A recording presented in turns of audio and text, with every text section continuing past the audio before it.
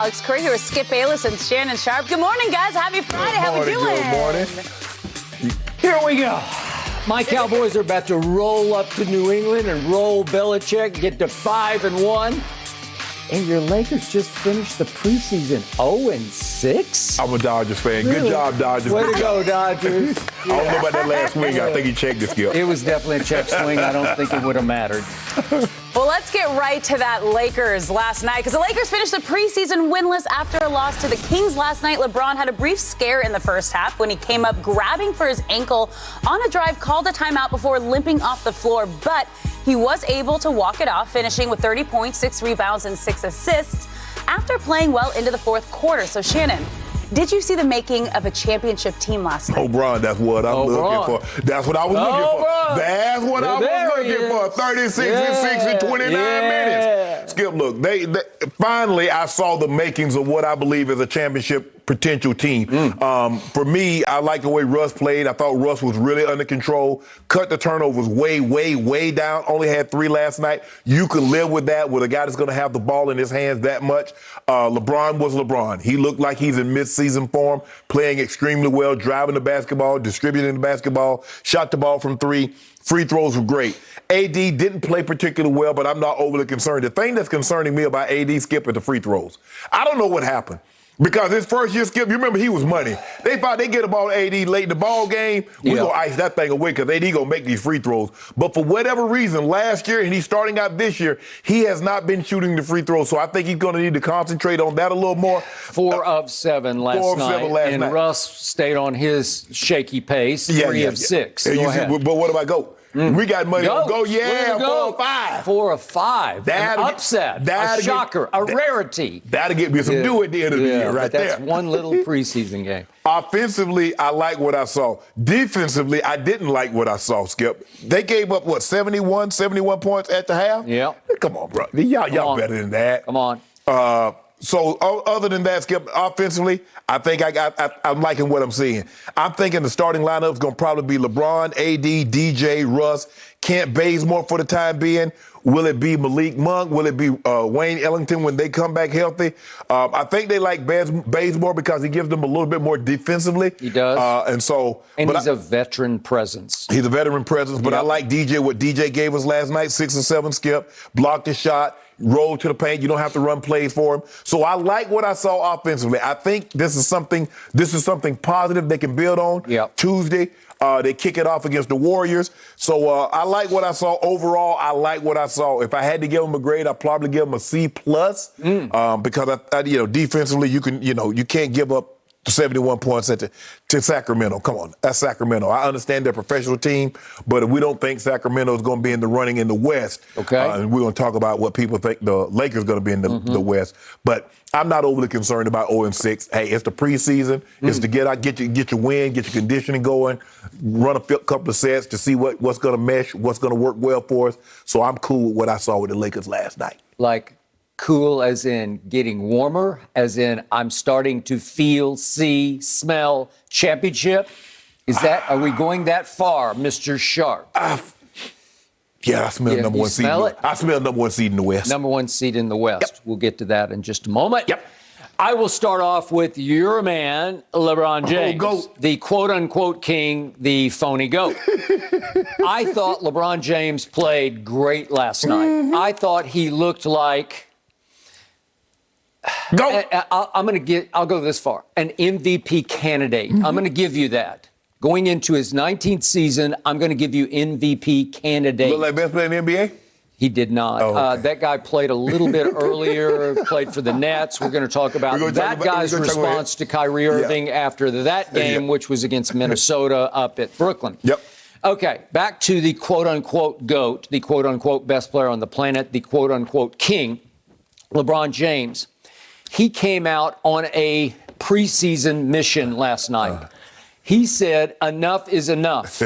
It is beneath his dignity for his team to go 0-6 in the preseason. It doesn't matter. It doesn't count.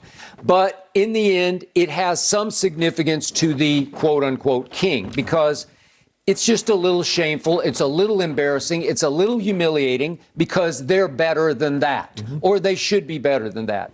I get it. It's just the preseason, but it was the last preseason game, and clearly they played it like a dress rehearsal. We heard Jason Kidd ahead of the Dallas at Charlotte game say, this will be our dress rehearsal. It seems like it's the new way of the NBA, like the third preseason game used to be for the NFL. Right. You know, let's dress rehearsal this game. Let's play our starters fairly deep into this game. And I'm going to remind everybody, LeBron James was still on the floor 4 minutes into the fourth quarter. So he was all about, we need to pull this one out just to feel better about ourselves going into our opening night game. So what does he do? To your point, he goes 12 of 20.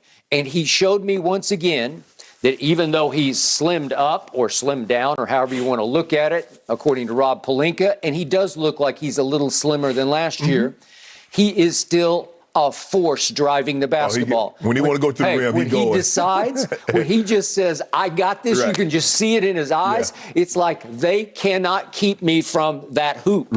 I'm going to get there or I'll get to the free throw line. And to your point, he did make 4 out of 5 free throws.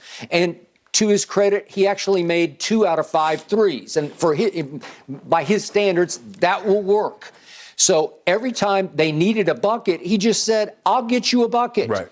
And along the trail, he picks up 6 rebounds and 6 assists, and he ends up playing 29, 24. So it's going on 30 minutes. But again, look at his plus minus. It's plus 30. No, plus 17. I'm sorry, I'm doing 30 points. 30 points, plus 17. I'm sorry, I went to the next column. But he had 30 points and was a plus 17. And look at some of the other starters. Look what Anthony was. Anthony was a minus 22. How do you do plus 17 for one starter, and the other starter plays 33 minutes? Well, I mean, AD played 33 minutes, and he was a minus 22.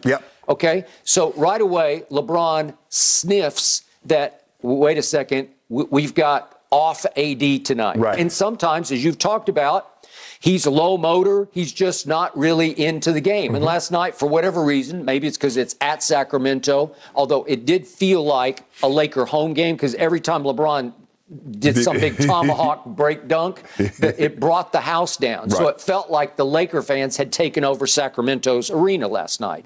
Okay, so AD wasn't there. He didn't have that co-star, and he goes 5 of 18, and as you pointed out, 4 of 7 from the free throw line.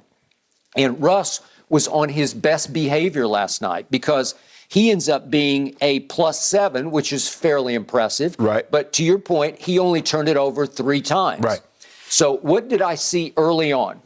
I saw Frankie V, your man Frank Vogel, call a very constructive timeout, like a sort of a show-stopping timeout, in that he didn't like the way the show was about to go. Because early on, LeBron did have an offensive foul, and then if we could see this play, he dribbles up, and he's going to try to do it all by himself, and he dribbles it off his foot.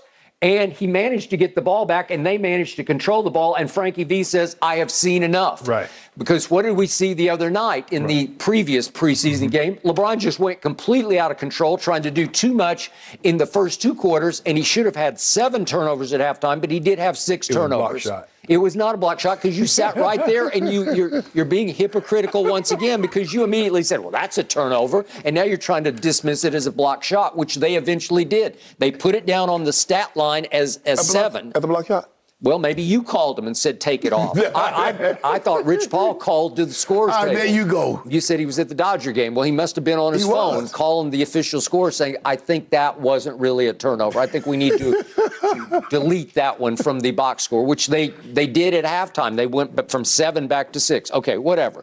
But 7 turnovers is a lot in a half for LeBron James. So now they're trying to stop the bleeding, so to speak, stem the tide of turnovers. It's a plague. It's a contagion of turnovers, and they did. They were a little bit better. What did they have for the whole night? They 15, had 15 to 11 for Sacramento. They can probably live with 15. I don't think they can live with 20. And that's what they had the other night. They probably need to have like 10 or 11. Okay. So then the other bright spots and by the way, I need to address this point that you made. You're calling him DJ. We're talking about DeAndre Jordan.